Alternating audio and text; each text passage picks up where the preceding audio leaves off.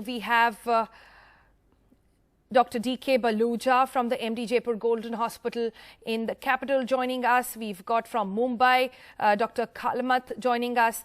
Dr. Rishi Gupta joins us from the national capital as well. Let me bring in Dr. Baluja at this point. From Dr. Baluja, we've seen a terrible tragedy, sometimes being averted, sometimes being really in the middle of it all, as oxygen crisis is a huge issue now, not just in Delhi, but in other parts of the country as well. First up, just tell us, how are you placed as of this morning? Madam, what happened the other day, the tragedy took place where we lost 20 precious life. And the 20s are not, madam, just the statistical number. They are all human beings. They were my patients. They were my responsibility. They came on faith of Dr. Baluja in Jaipur Golden Hospital. And where did I put my faith? The government of India, Delhi government, that they will give me the oxygen. I have one of the best infrastructure in Delhi, best doctors, nurses, paramedics staff, ventilators, logistics support, critical care. But what Dr. Baluja doesn't have is oxygen in his hand.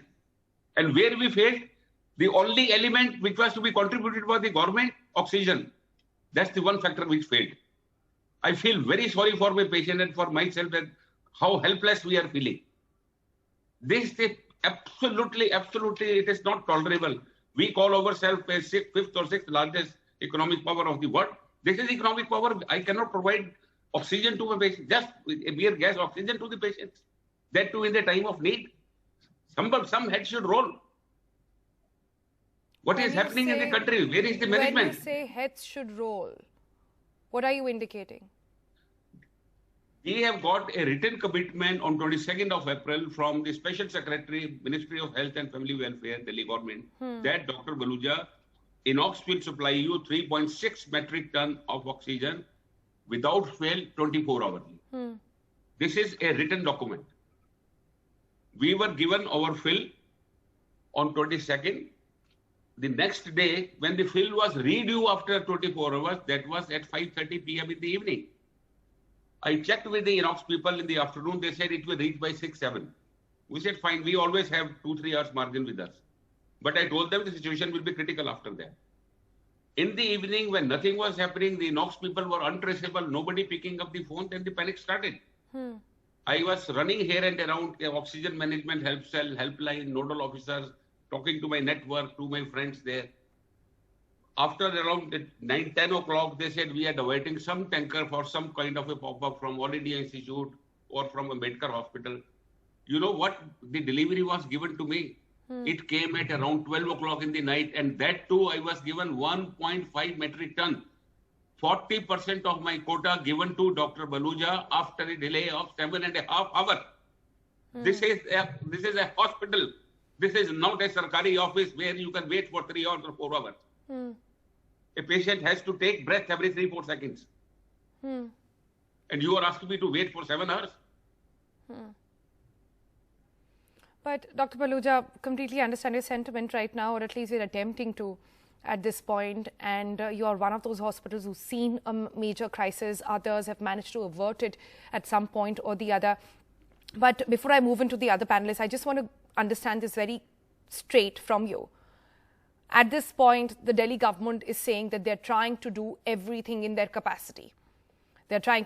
They've got this coordination committee and who's working 24/7 to try and make ends meet. Oxygen is in acute shortage. What more do you think could have been done? The steps which Delhi government has taken yesterday, making some senior IAS officer looking into the individual problem of a group of 4 or 5 hospitals, that should have been made on day 1.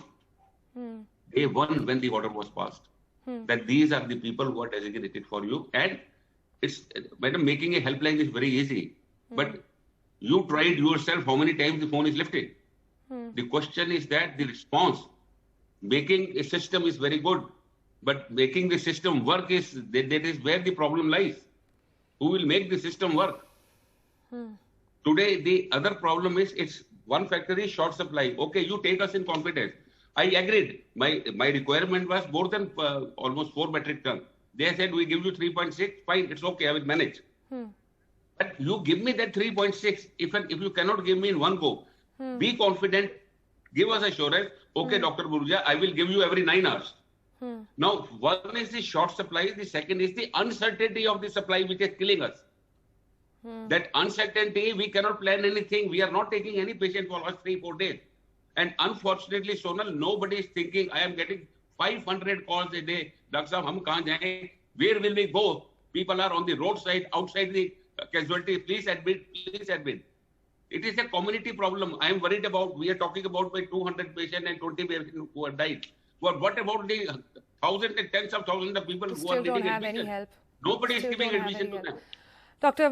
Baluja, you've been asking some very relevant questions. Sadly, I don't have the answer to that. It is a shame, really, that a national capital is in such acute shortage. And what I shudder to think is, imagine that's happening in the capital. Imagine what's happening in the rest of the country as well. Dr. Rishi Gupta, quick comments, please. I think what Dr. Baluja pointed out, I think this is the situation all over India. Actually, if you ask me, in Faridabad also, we had the similar situations 2-3 days back, when in my hospital also, almost there was only 3 or 4 hours of oxygen left. And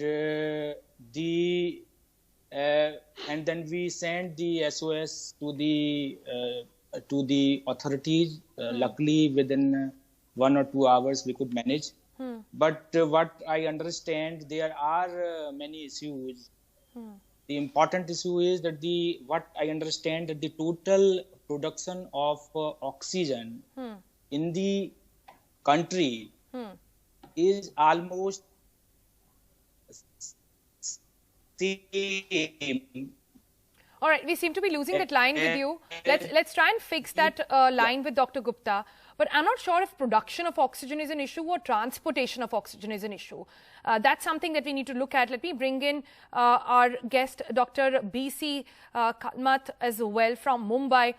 Dr. Kalmat, at this point, when you're listening to doctors from Delhi and NCR, is that the sentiment that you're feeling in Mumbai as well? At least there we haven't heard of oxygen, such acute oxygen shortage.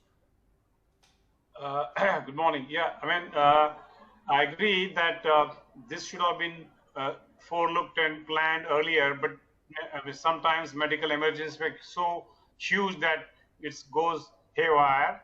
But luckily in Mumbai, we got some supply from Vizag and Gujarat, and we've been able to scale that. We had the same problem 4, 5 days, 6 days ago, like Dr. Saluja told us, that we even scaled down the oxygen requirements from the patients.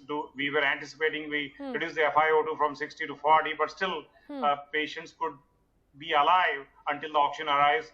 Fortunately, in the hospitals where I am working at Bombay Hospital and Jupiter and Horizon, oxygen came very nick on the time, within 4 hours or 3 hours remaining stock, that could save a lot of lives. And I'm sure this planning has to be done. And I really share Dr. Saluja's concerns that it has to be. You know, you're saying a very important thing. Let me bring back Dr. Baluja here. Dr. Baluja, I hear doctors in other states saying that they're getting help from various other states which have surplus. Kerala, for example, has a surplus. Now it's sending out to Tamil Nadu and Karnataka and other places. Is this then a Delhi-centric problem?